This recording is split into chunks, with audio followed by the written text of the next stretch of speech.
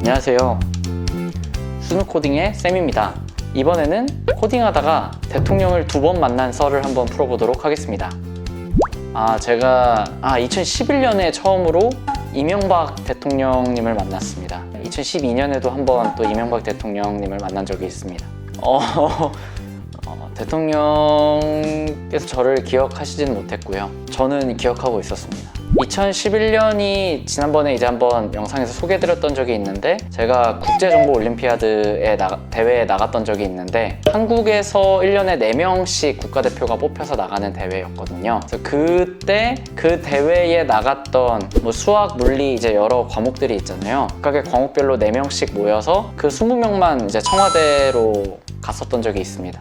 대통령께서 이제 되게 똑똑한 애들이 한국을 대표해서 좋은 성과를 내고 왔다는 걸 이렇게 좀 축하해 주시는 자리였고요. 두 번째는 2012년에 제가 대학교에 입학을 했는데, 그때 이제 대통령과학장학금이라고 한국장학재단에서 이제 1년에 전국에 있는 대학생 중에 한 100명한테만 주는 장학금 제도가 있어요. 그래서 그 대통령과학장학금을 제가 이제 받게 되었고, 그걸 받게 된 학생들을 또 따로 불러서 대통령께서 이제 직접 축하를 해주는 자리가 있었습니다. 대통령과학장학금 같은 경우에는요, 일단 모든 등록금을 다 당연히 대주고요. 장학금이다 보니까. 그리고 추가적으로 품위유지비라는 이름으로 학기마다 250만 원씩을 추가적으로 줍니다.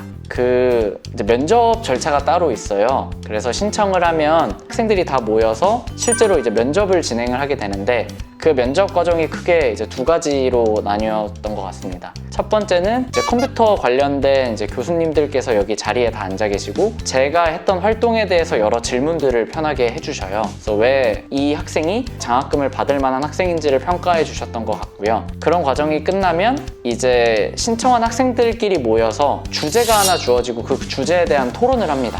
토론을 할 때 되게 인상 깊었던 게, 찬성 반대가 이미 나눠져 있어요. 그러니까 제가 어떤 주제에 대해서 찬성을 하고 싶어도 저보고 반대 측에 쓰라고 하면 저는 반대를 해야만 했던 거거든요. 그래서 그때 주제가 나노 입자 사용에 대해서 찬성하는지 반대하는지에 대한 내용이었고요. 그 토론 과정을 직접 지켜보는 분이 계시고, 그분이 이제 점수를 매겨요. 그래서 그 1차와 2차를 합산해서 이제 최종 선발이 되는 형식입니다. 등록금 같은 경우에는 당연히 이제 학교 잘 다니는 비용으로 나갔고요.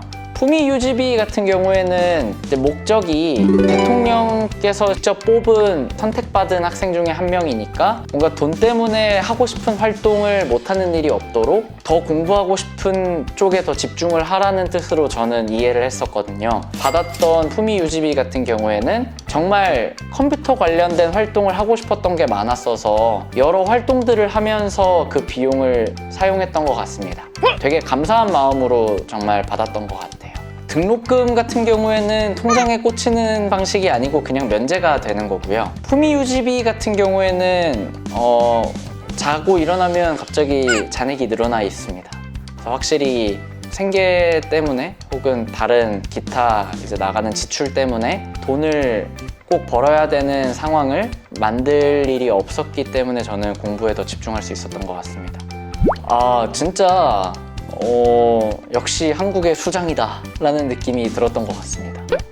첫 번째로 대통령 뵈러 갔을 때, 그때는 이제 차관들이랑 장관분들도 많이 계셨거든요. 그래서 그분들이랑 같이 테이블에 앉아서 막 얘기를 하는데, 저는 이제 그런 분들도 처음 뵙다 보니까 정말 내가 이런 자리에 있어도 되는 사람인가? 이런 되게 가분한 자리에 왔다 이런 생각이 들었는데, 갑자기 그분들조차 이제 대통령께서 들어오시니까 다 일어나서 막 인사하고 하는 걸 보면서 역시 한국의 수장은 수장이구나 라는 생각이 들었던 것 같습니다.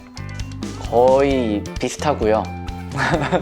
근데 거의 말씀을 많이 하시지는 않았던 것 같아요. 첫 번째는 부활의 김태원 가수께서 이제 사회를 봐주셨고요. 두 번째는 MC를 김성주 이제 MC께서 봐주셨던 것 같습니다. 정확하지는 않아요. 그리고 또 웃긴 게, 첫 번째 뵀을 때 대통령과 국가대표 이제 학생과 학부모들이 다 이렇게 모이는 자리를 가졌다라고 기사가 났던 적이 있는데, 거기에 딱 저희 어머니가 사진에 나왔던 적이 있어서 또 기억이 나네요.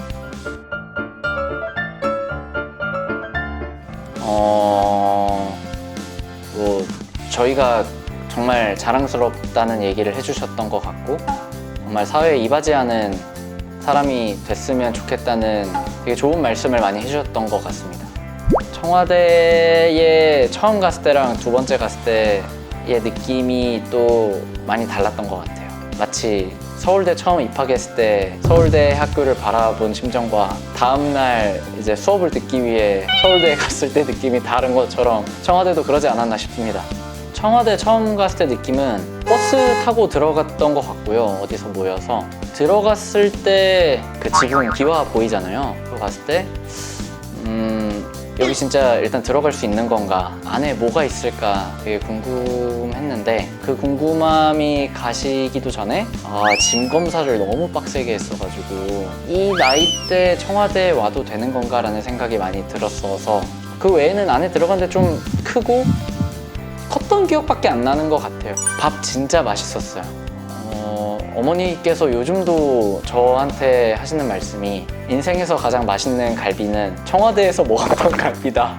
왜냐면 그 청와대 밥은 뷔페 형식으로 나왔는데 뭔가 갈비인데 갈비가 아닌 느낌? 정말 연했고요. 되게 아쉬웠던 게 두 번째는 원래 다 같이 이렇게 조그맣게 식사하는 자리가 이미 마련이 돼 있었는데 갑자기 대통령께서 너무 다른 뒤에 일정이 생기셨다고 당일날 말씀을 해주셔서 아쉽게도 두 번째는 그 맛있는 갈비를 먹지 못했습니다. 청와대 템이라고 하시면 뭐 그래도 나올 때 청와대 마크가 그려져 있는 시계를 받았던 것 같습니다.